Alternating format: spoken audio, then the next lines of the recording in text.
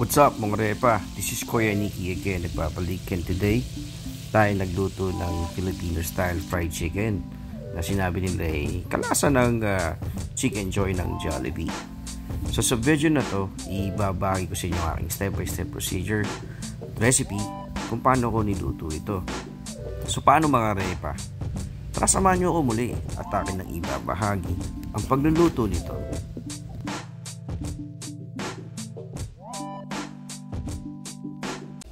Alright mga repa, simulan na natin ang pagluto ng ating Filipino style fried chicken na medyo kalasa ng Chicken Joy ng Jollibee.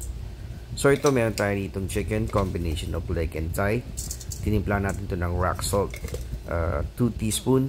Tapos lalagyan din natin siya ng ground black pepper, 2 teaspoon. Yung mga ingredients na gagamitin ko dito mga repa ay madali lang makita sa ating kusina or sa ating kitchen. So hindi talaga komplikado yung aking pagkakaluto nito. Ito ay pinakasimpleng way na. So once nalagay natin dito yung ating rock salt saka yung ground black pepper, atin muna itong i-combine yung ingredients. So ano muna natin ito, hilutin natin or masahin natin. Now para further kumapit yung ating lasa at magkaroon ng moisture, ilagyan ko din siya ng cornstarch. Sa cornstarch, depende yan sa dami ng inyong lulutuin. Ako nagkataon na 1.5 kilos yung aking niluto. So ito, gumamit ako dito. Probably 3 tablespoon ng cornstarch yung aking nagamit dito. Now, once na marinate natin to, ang gagawin natin, isa-set aside natin to. Probably an hour or 4 hours will do para talagang kumabit yung lasa. So napaka-simple lang ng ating ingredients dito. So if you will do a research, yung iba gumagamit pa ng milk. Sa akin ito lang at mapapansin nyo yung end result nito ay talagang masarap at magugustuhan ng bata or matanda. So any ages will love eating this kind of fried chicken. So ayan mga repa, atin na itong tatakpan at ating itong i-set aside. So ito naman yung ating chicken breading. So meron tayo dito all-purpose flour or harina. So ang ratio ko dito kasi is mas marami na ng konti yung cornstarch. So kunyari yung all-purpose flour natin is 1 cup. So ang gagawin natin dun sa ating cornstarch mga 1.5 cup.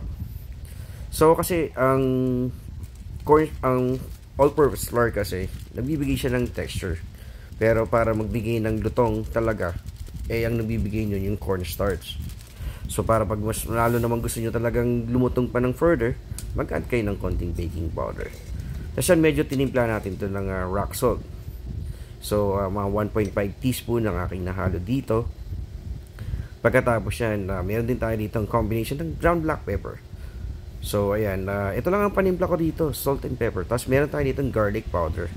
Sa garlic powder, nilahat ko yan eventually. Kasi gusto ko yung sipa ng garlic Talagang, yan, isang piraso, mga 8 pesos lang yan ganyan, yung McCormick. Yung isang sachet na maliit. Kasi ito yung medyo na iba lang. Meron tayo dito 5 spice na seasoning. So lalagyan natin siya. Konting-konti lang, siguro 1.5 teaspoon lang yung ating hinalo dito. So, or until 2 teaspoon. Kasi medyo, pag nadamihan nyo yan, medyo nangingibabaw yung lasa ng star anise. So, ito yung medyo kick na nagbibigay dito sa recipe to. Kaya sabi nga nila, parang medyo lasang Chicken Joy ng Jollibee. So, hindi naman talaga authentic na recipe yun. Pero binabagi ko sa inyo. Now, ito, gusto ko kasi sa fried chicken, merong paprika. So, nilagyan ko din siya ng paprika. Siguro yung ating breading, suma total, naglagay ako dito ng 1 teaspoon. So, ayan lang yung ating ingredients dito, mga repa. Ito yung mga ating chicken breading. So next na gagawin natin dito ay atin lang i-mix yung ating sinet aside na chicken at magpiprito na tayo. Alright mga repa, after natin sinet aside ng an hour or 4 hours yung ating marinated chicken, ay ating na itong i-coat ng ating breading. Sa breading natin, pagka nilagay natin yan, wag nyo muna agad prituin. I would suggest mag-intay muna kayo probably 5 to 10 minutes. In that way yung ating breading manuot ng maayos sa ating chicken para hindi siya basta-basta humiwalay kapag pinirito nyo. Kasi aside sa hihiwalay siya sa ating chicken, yung pangalawa, ang mangyayari niyan, ahalo pa yan sa mantika. So, minsan challenging magprito kapag puro harinan na eh. So, ito yung version na ginawa ko dito. Para ano lang, simple lang. Pwede naman kayo gumamit pa ng egg kung gusto nyo, o milk, pampakapit.